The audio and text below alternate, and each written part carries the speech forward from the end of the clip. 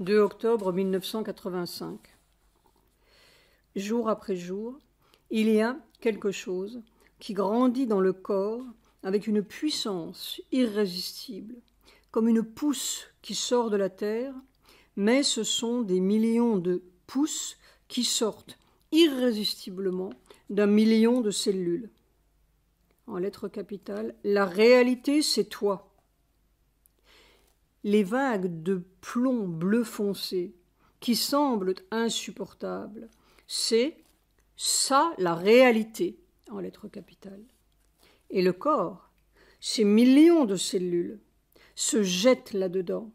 Et c'est une réalité irrésistible pour elle, aussi irrésistible et évidente que le soleil peut l'être pour le tournesol. C'est simple, c'est concret, c'est sans discussion, c'est irrésistible. Et c'est vrai, en lettres capitales. C'est leur réalité. Et toutes les difficultés névralgiques ou autres, c'est une résistance du vieux mensonge. C'est toujours cette vieille mort qui veut vous faire croire que le soleil, c'est ce qui fait mourir. Cette puissance, c'est ce qui démolit. Et c'est tout le contraire. C'est ce qui est en train de tout reconstruire. Alors c'est comme une réalisation dans le corps. La réalité de la matière, la réalité du corps, c'est ça. Et tout le reste est mensonge et mensonge mortel. Je dis réalisation comme l'eau est la réalisation du poisson ou le soleil la réalisation de l'héliotrope. C'est comme cela. Et puis c'est tout.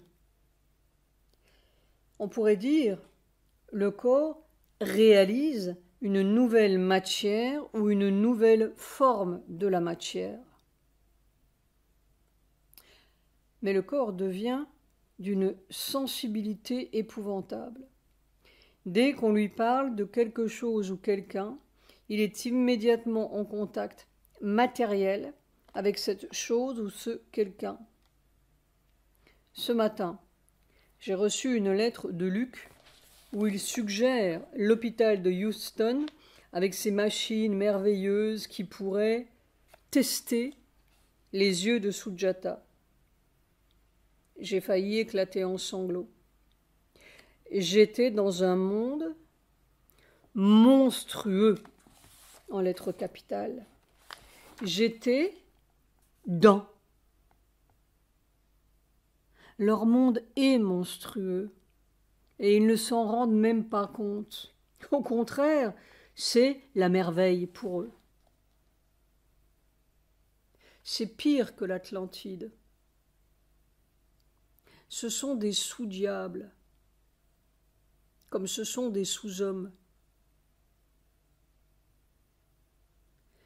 C'est peut-être cela que Mère a voulu dire lorsqu'elle me prévenait « Si tu t'approches de moi, il faut faire attention parce que mon centre est partout. » Mais inversement, si une matière humaine s'approche de cet ubicentre, cela doit avoir des conséquences sur et dans le reste de la matière. Soir. Une observation constante et très spécifique. Ces vagues de plomb ou ces invasions de puissance, comme il y en a eu quotidiennement depuis quelques 40 mois, sont complètement indépendantes de toute psychologie humaine, entre guillemets. Cela n'a rien à voir avec les sentiments, les pensées, ni l'état d'âme. C'est un phénomène purement physique, mais d'un physique nouveau. C'est une nouvelle sorte de mécanisme, de mécanique. Les variations du phénomène, P majuscule, viennent de la nature de la couche traversée ou à traverser. Mais ce qui est constamment nécessaire, c'est le consentement, plus ou moins coriace et récalcitrant, de chaque couche à traverser. À tout moment, on peut refuser, et le corps, ou n'importe quelle couche, peut préférer mourir.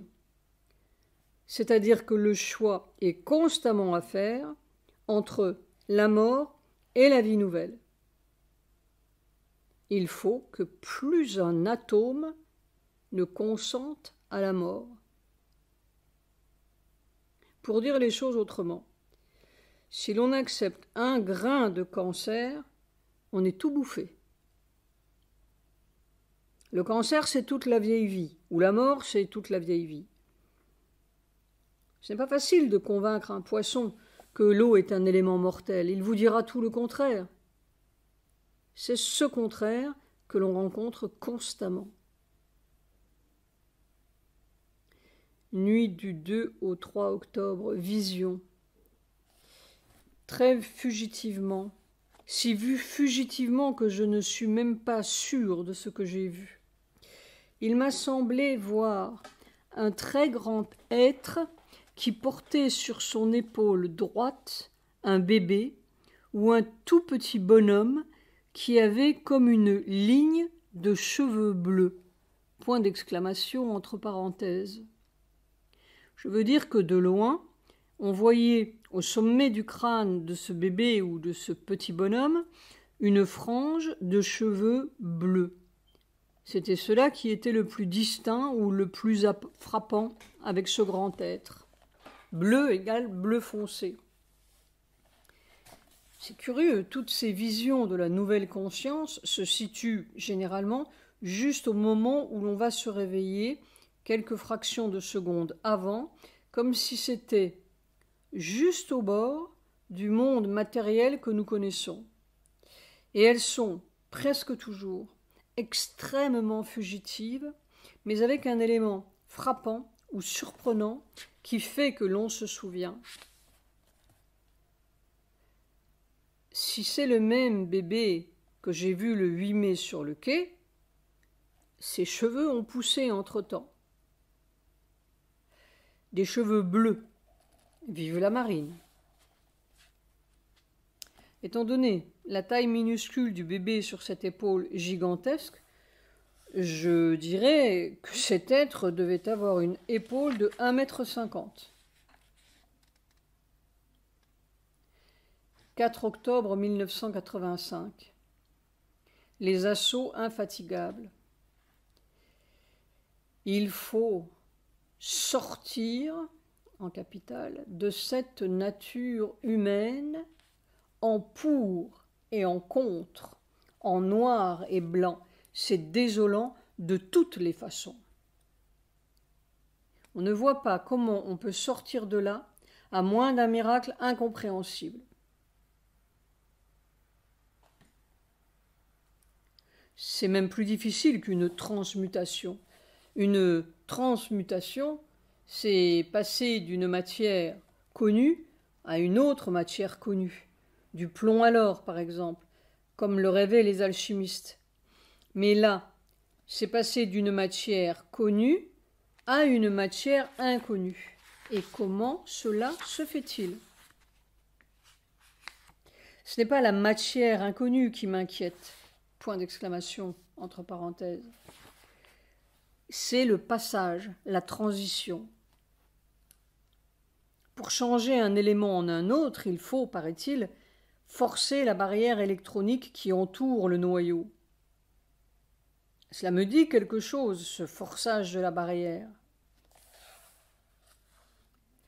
Toute la matière connue et les processus de la matière connue et ses manipulations connues se situent à l'intérieur d'un certain camp de concentration enfermé par une invisible barrière, qui peut être et seulement la barrière de notre intelligence.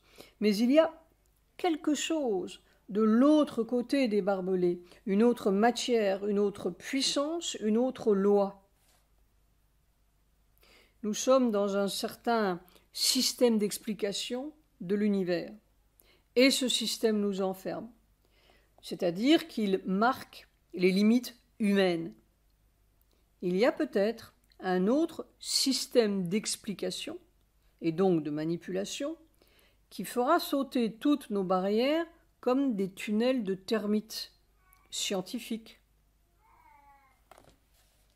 Ce n'est peut-être pas une barrière électronique à forcer, mais la barrière même de notre espèce qui fait que nous pensons et expliquons et sentons et manipulons l'univers à la manière humaine.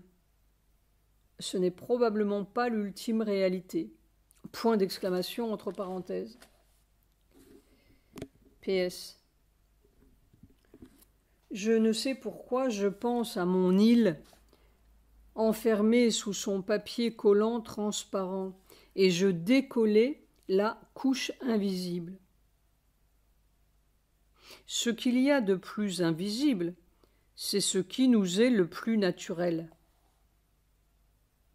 Nous pensons toujours en termes d'amélioration de l'outil humain connu, c'est-à-dire l'intelligence, le cerveau.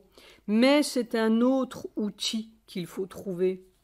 Et puisque c'est une évolution des espèces, c'est dans le corps que doit se trouver l'embryon ou la semence de ce nouvel outil. Ce qu'il faut pour traverser la vieille barrière. Leurs surhommes sont tout à fait ridicule. Autant parler d'un surchien ou d'un surrat. S'ils continuent de ce train, ils feront seulement une surgestapo. 6 octobre 1985. Ce n'est pas une besogne pour un homme. Et les dieux n'en voudraient pas non plus. C'est une besogne pour qui? Peut-être pour un pauvre diable qui a mesuré le fond des douleurs. Cela me rassure de savoir que je suis un pauvre diable. Pour un ange, il y a toujours le danger de la chute. Ce danger-là, au moins, est parti.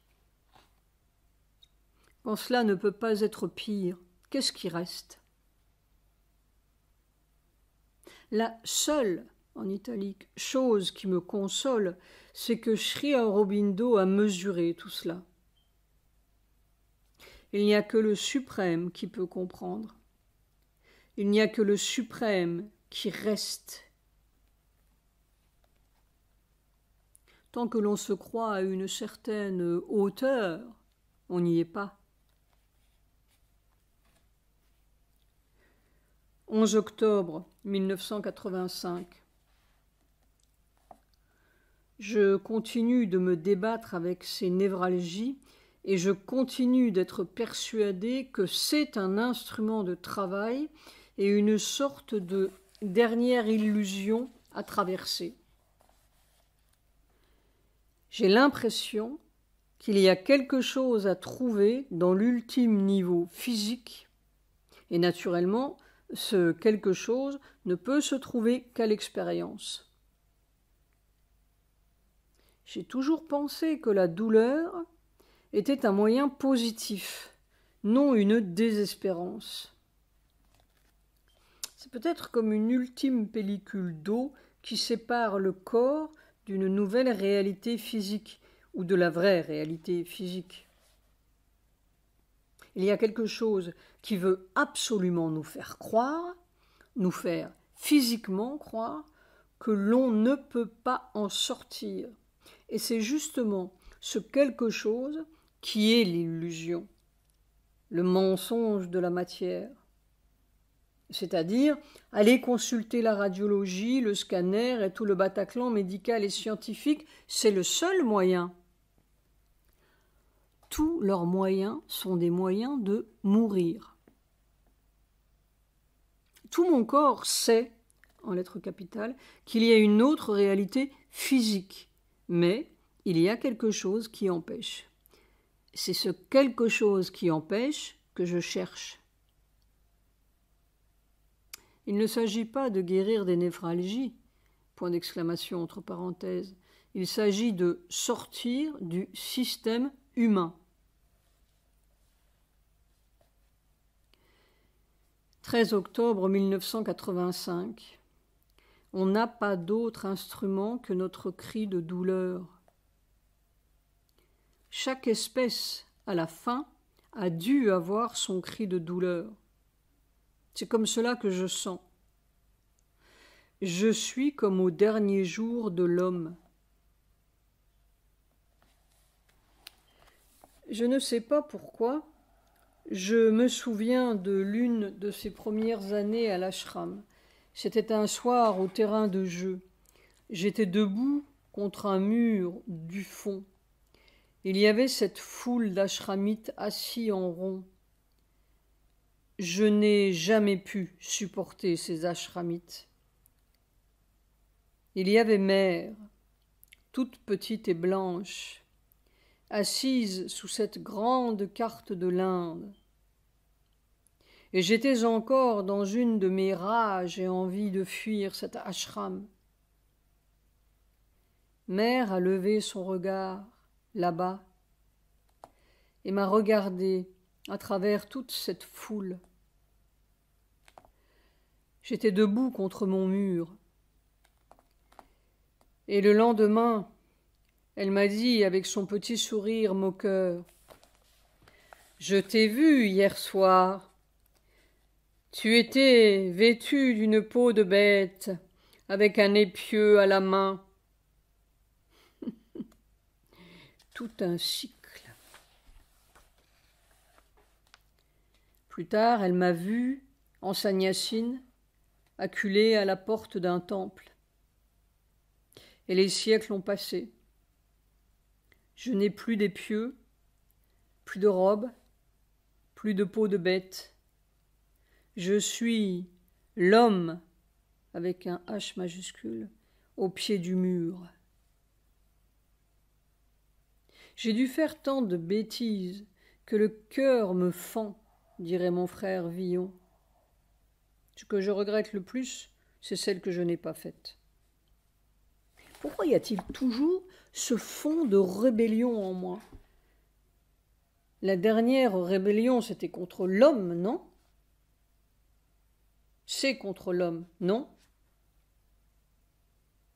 Après tout, l'homme, H majuscule, est mort pour moi le jour où je suis entré dans un camp de concentration. J'ai passé plus de 20 ans à essayer de m'en remettre, jusqu'au jour où Mère m'a bien fait comprendre qu'il ne fallait pas s'en remettre, mais s'en démettre. Évidemment, qui peut comprendre la formidable et soudaine apocalypse qu'était pour moi cette entrée dans les camps? Tout était détruit. Tout en lettres majuscules et en italique. Alors, ou on en meurt, ou on rebâtit autrement. Je commence à comprendre pourquoi Mère a dit « celui-là ». Mais cette nuit du 12 au 13, je me suis vu cracher du sang. On met longtemps à mourir. Il faut mourir sans laisser de cadavre, voilà. Ou encore, il faut changer de valeur l'énergie de la mort. Soir, névralgie déchaînée.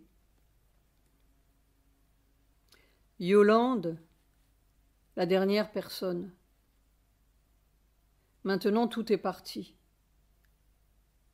Avec chaque douleur, j'ai fait du feu. Mon bûcher n'est jamais fini.